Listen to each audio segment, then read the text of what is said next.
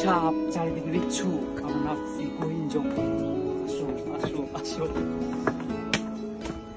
জায়গাটা খুব ঢালু, নামাটা খুবই বিপজ্জনক। আমাদের বৃষ্টি আসলে আমরা আরো ভয়ানক রাস্তা। আশেপাশে ভিউটা একটু দেখাও। উপরে উঠতে গেলে সবচেয়ে বেশি কষ্টকর হচ্ছে পানির তৃষ্ণা।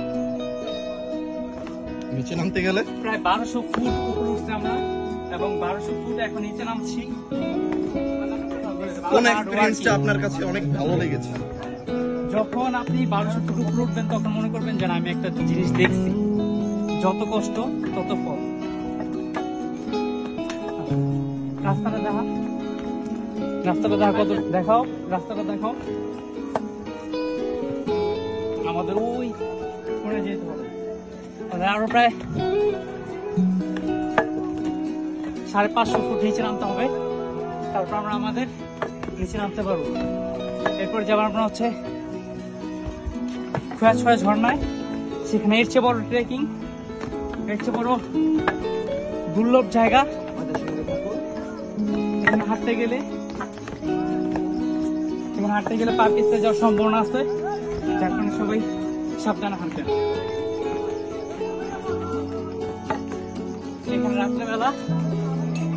রাত্রেবেলা অনেক বিভিন্ন ভয়ানক জিনিস দেখা যায়, যেমন গলা কাটা চিপা, তার মধ্যে মাথা জিন, বিভিন্ন জিনিসের দেখা মিলে।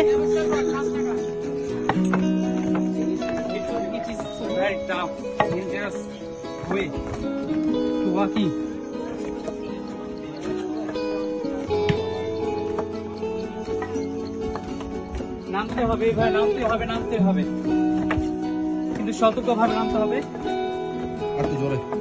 উচ্ছ্বাসে নামলে হবে না। এখানে নামতে গেলে পায়ে কাঁপুনি লাগে মাঝে মাঝে। খুব আশ্চর্য লাগে যে এখানে ওনারা সিঁড়ি বানাইছে কেমন, পিটালগুলি এত উপরে উঠাইছে কেমন, এখানে ওনারা স্টেম আছে কিভাবে, আর আমরা এতটুকু হাঁপায় যাচ্ছি।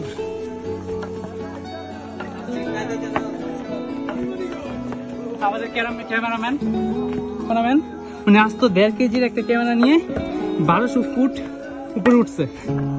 চলে এবার ট্যুরের মধ্যে কিছু ভুলভ্রান্তি হয়, এগুলি ক্ষমা করে দেখবেন, ঠিক আছে? এরকম হবেই, কিন্তু এই যে এইরকম কারণে আমাদের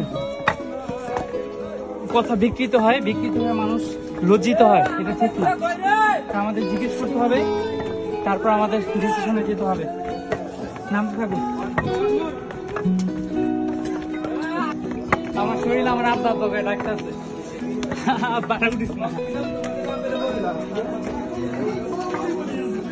জায়গাটা বন্ধু এঙ্গেলটা কিছু কইতা না? আমার সবচেয়ে সুন্দর জায়গা, দুই পাশে পাহাড়ের চিপাতে আমরা যেতেছি। এখানে এক সময় ঝর্ণা ছিল, পানি ছিল, পানি নাই, কিন্তু রাস্তা হয়ে গেছে।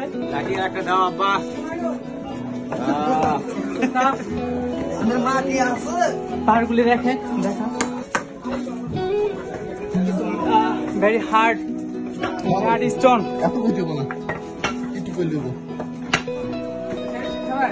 এখানে যদি স্লিপার দ্বারা নামা যেত সুবিধা হইতো। লিফট